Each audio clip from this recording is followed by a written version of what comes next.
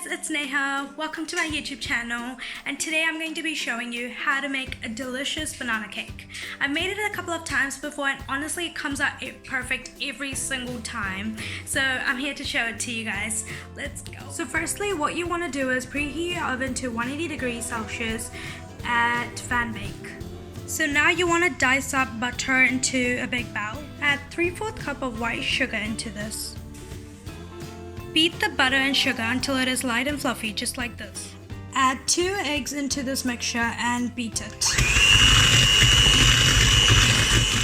Add 1 teaspoon of baking soda into 2 tablespoons of milk and watch it rise. Add the baking soda and milk mixture into the original mixture. Add 1 3/4 cup of flour, all-purpose flour. Add a teaspoon of baking powder and fold into the mixture.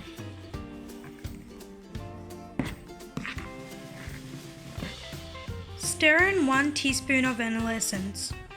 Now we're going to mash the bananas so we can add it into the mixture, and make sure you choose the darkest bananas there are, because the darker the banana is, the more riper it is. So here we have our mashed bananas. I know it doesn't really look appealing, but trust me, in the end it will be worth it. And now you want to add this into your original mixture and mix it. Add a 1/3 cup of crushed walnuts into the mixture and combine it. Pour the batter into the cake tin evenly. Brush some melted butter onto the cake tin, all around and inside. Pop the batter into the preheated oven,